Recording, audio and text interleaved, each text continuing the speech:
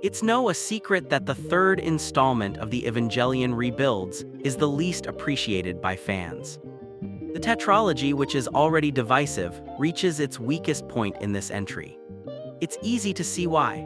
The rhythm is uneven from the very beginning, the world building is poorly handled, and the plot feels clumsy and expository. And worst of all is in this installment, where the defining traits of the original series are most abandoned. At times, it resembles a more conventional mecha anime, chasing epic moments through lengthy action scenes. Needless to say, that's not what I tend to look for in my Evangelion content. I'm more of a fan of the mysteries and slow burn that defined the original series, in which the action sequences were brief and deliberate, whether due to artistic intent or simple budget limitations. It never mattered. In the end, that restraint worked in the show's favor every time. I have to admit, I'm not a huge fan of the rebuilds myself. But I don't dislike them, or at least not as much as some people do. There are those who wish they didn't exist, arguing that they are polluting Evangelion's lore or something along those lines. I'm not that much of a purist in that regard, and I personally believe the rebuilds have plenty of interesting elements and ideas with a lot of value on their own. But like any creative work, they're also open to criticism. Especially this third film, which, in my opinion, is the only official Evangelion release that I would honestly call deficient. I've planned to explore the reasons in detail in a future video, but for now, I want to focus on what I consider the most important subject in Evangelion 3.33, the long-awaited return of Kaworu. This character is one of the clearest examples of the brilliance with which the original series was written, how effectively it managed the flow of the narrative, and how much emotional and thematic content it could pack into just 23-minute episodes. Kaworu only appears in a single episode, and he only has 13 minutes of screen time, but his appearance was so effective that he instantly became one of the most beloved characters in the entire franchise. Being the last addition to the cast, Kaworu makes his debut and farewell in episode 24 right near the story's end. In anyone else's hands, that would have been an insane idea. But Anno not only made it work, it became one of the show's most memorable moments. Overflowing with charm and mystery, Kaworu instantly won over the audience. In a story full of broken and dysfunctional people, it was refreshing to see a guy so calm and confident, walking around Nerve as if the approaching apocalypse didn't bother him at all. His true nature, the final confrontation, and the way he chose his own fate was both epic and emotional. Despite such a brief appearance, his impact on the story was enormous. His popularity easily rivals that of the protagonists themselves. You only need to look at the sheer amount of Kaworu merchandise and fan art to see how deeply he resonated with the audience. When the Evangelion Rebuilds project began, the creators were fully aware of his popularity, and this time they decided to include him from the very first film. That post-credits scene already hinted at something fascinating. Kaworu seemed aware of the previous events of Neon Genesis Evangelion, End of Evangelion, and even the manga adaptation, as if he had already lived this story countless times. Needless to say, this concept opened up some truly exciting possibilities. If you ask me, that aspect was undoubtedly the most intriguing aspect of the entire rebuild project. In Evangelion 2.22, his screen time was slightly longer but less meaningful. Since his big reveal had already happened, his role was more like, yes, still here, and you'll see what I'm up to in the next one. Although seeing him shirtless, sitting on the moon, was quite the imagery. The most notable part was, again, a post-credits scene in which his spear interrupts the premature third impact. And also the teaser for the next movie, which, as you know, suggested events that looked far more exciting than what we actually got in this movie. So, when Evangelion 3.33 finally arrived, fans were excited to finally get what they'd been waiting for: more Kaworu. Whether you walked away stunned, disappointed, or weirdly fascinated, one thing I dare to say: this wasn't the Kaworu story anyone had in mind. As I mentioned earlier, Evangelion 3.33 is widely regarded as the weakest entry in the rebuild of Evangelion series. That's the general consensus among fans and critics alike. Yet there are also those who genuinely enjoy it, and that's perfectly valid. After all, no one holds a monopoly on truth when it comes to art. What follows are simply my own subjective impressions, shaped by what unfolds on screen. And in the end, I was left with a tangle of conflicting thoughts: admiration for its audacity, frustration at its opacity, and a lingering sense of disconnection from the thematic core that once defined the franchise.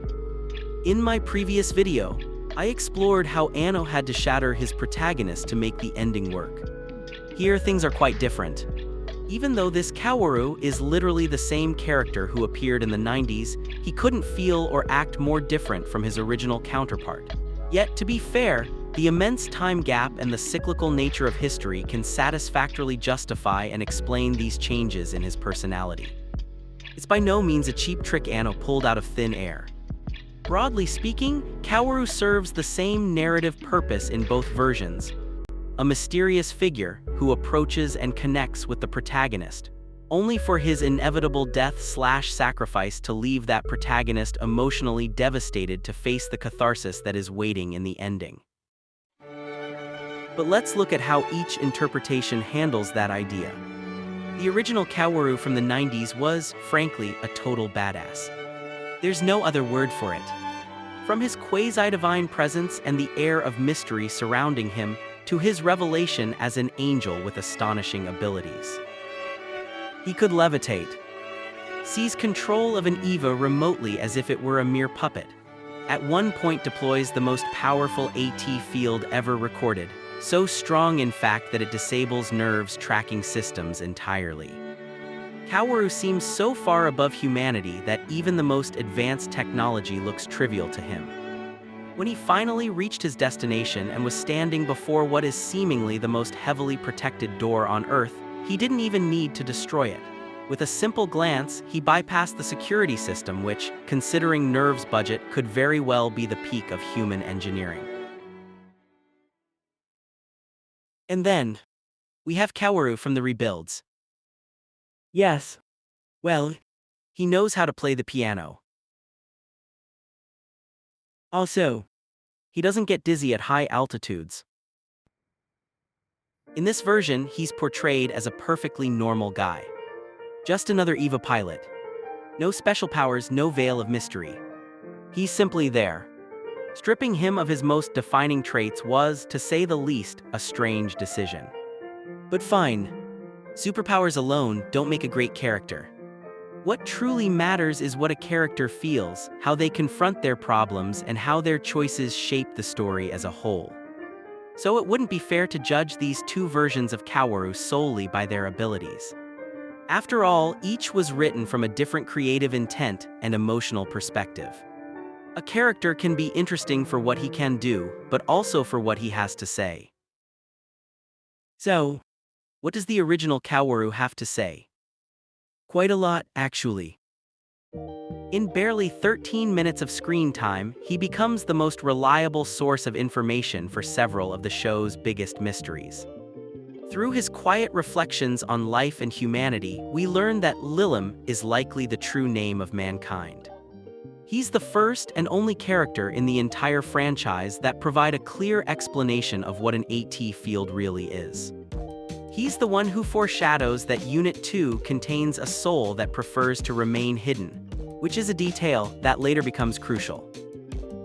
And he delivers one of the most shocking revelations in the entire series.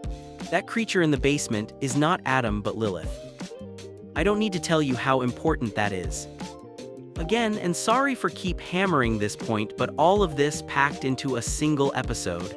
In 13 minutes that simultaneously expand the lore, deepen the mystery, and develop his character. That's what I call narrative efficiency.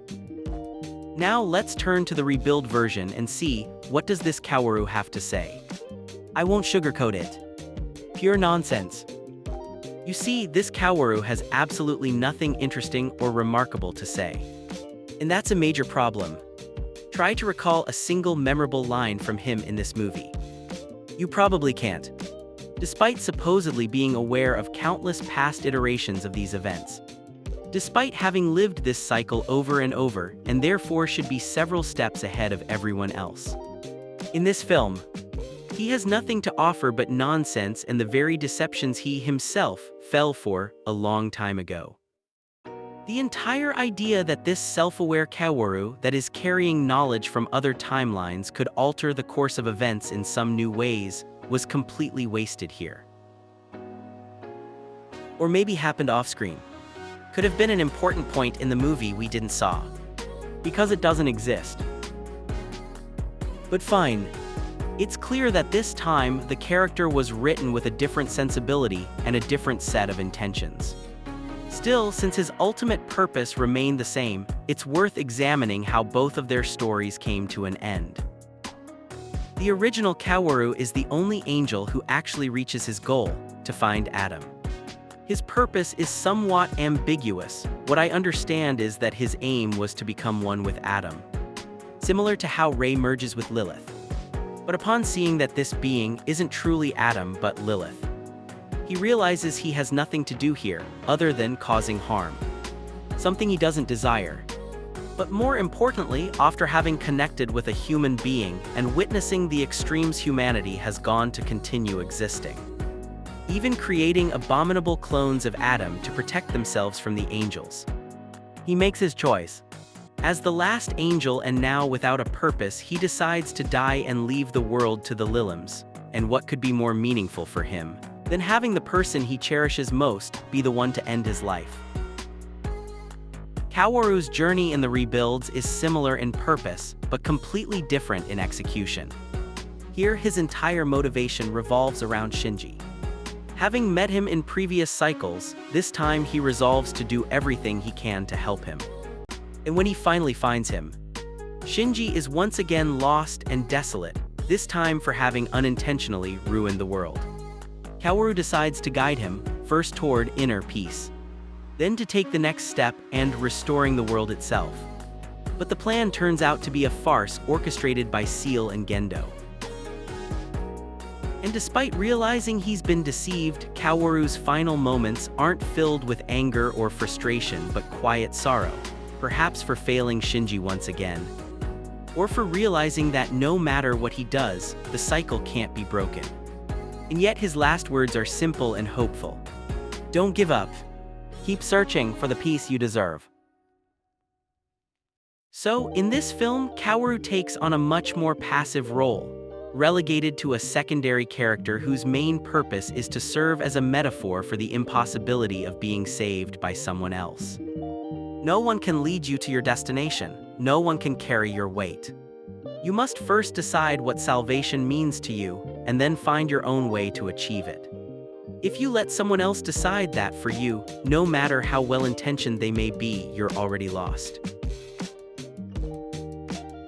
If you ask me which of these arcs is more effective, there's no comparison, and that's not just nostalgia speaking.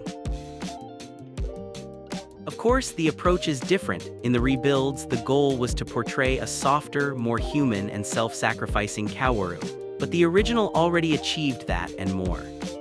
Instead of expanding the character, the rebuilds compress him even further. What kind of development can a character have when his entire existence revolves around someone else?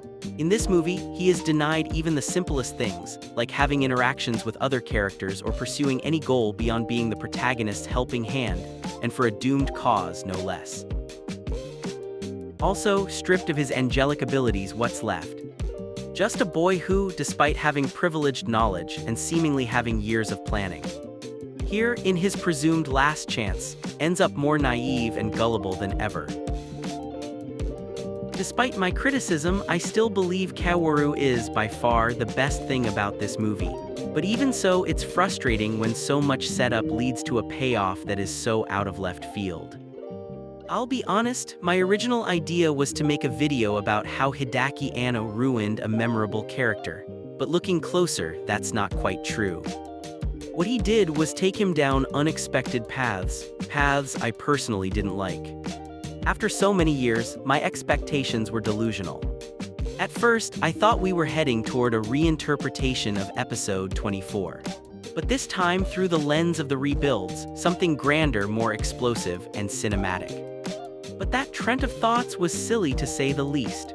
Because Kaworu, of all characters, considering who he is and what he knows, should be the last person to repeat the same actions all over again, just slightly differently. So maybe he's not naive or gullible. Maybe we are just looking at the face of someone who already exhausted all other approaches and faced countless failures.